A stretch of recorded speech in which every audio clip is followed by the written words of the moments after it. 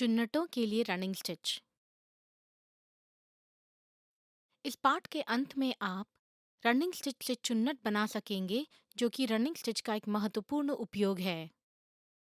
Running stitch को एक कदम आगे बढ़ाते हुए तुम इसका प्रयोग बाहों में चुन्नटें बनाने या गैदर स्कर्ट बनाने में भी कर सकते हो। तुम्हारे द्वारा सिए जाने वाले कई वस्त्रों में रफल्स या चुन्नटें डालने की जरूरत पड़ती है। चुन्नटें बाहों पर या ज्यादातर लंबी कई स्तरों वाली स्कर्ट पर हो सकती है। रफल बनाने के हिसाब से कपड़ा सीने के लिए किनारे से कपड़े को इकट्ठा करें ताकि चुन्नट तैयार हो। फिर उसी भाग को पोशाक के वो भाग में जहां चुन्नटों की जरूरत हो, वहां सफाई और समान रूप में बैठाएं। चलिए, अब हम देखेंगे कि रनिंग स्टिच से चुन्नट कैसे बनाए जाते हैं। कदम 1। जितनी चुन्नटें चाहते हैं उसकी लंबाई से 10 इंच अधिक लंबा धागा लें। उदाहरण के लिए, यदि 10 इंच के इस कपड़े में 5 इंच की चुन्नटें बनाना है तो कम से कम 15 इंच धागा लेना चाहिए।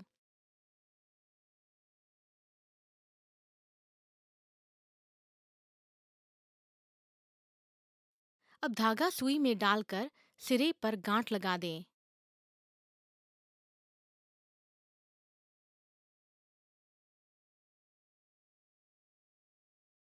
कदम 2। 3-4 मिलीमीटर या एक चौथाई इंच की सिलाई अर्थात स्टैंडर्ड रनिंग स्टिच चुन्नटें किए जाने वाले कपड़े के किनारे की पूरी लंबाई में लगाएं।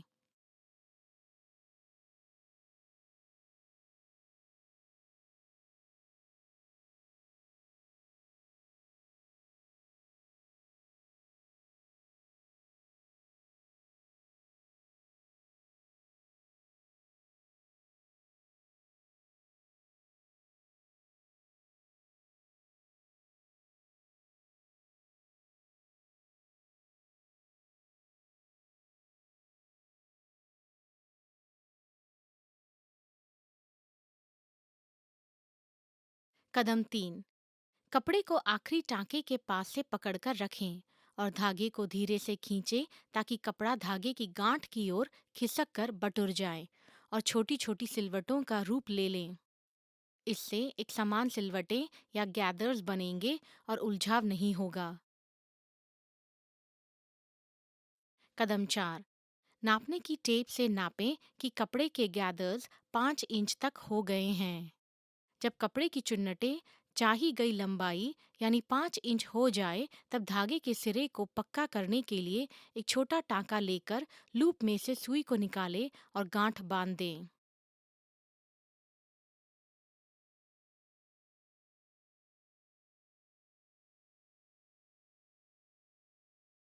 गांठ पक्की करने के लिए 2 बार ऐसा करें।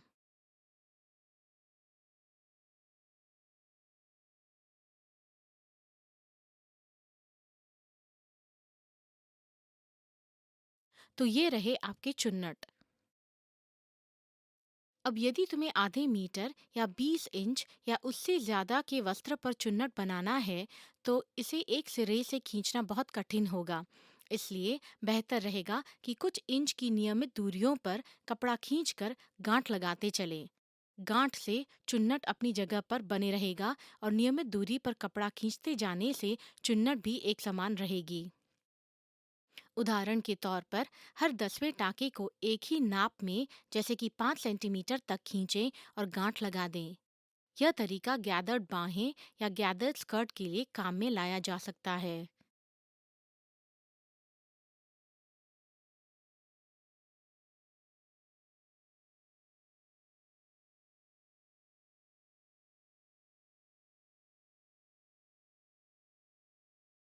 प्लीट्स को अपने स्थान पर सुरक्षित करने के लिए पहली रनिंग स्टिच के पास समानांतर एक और रनिंग स्टिच की लाइन डाल सकते हैं।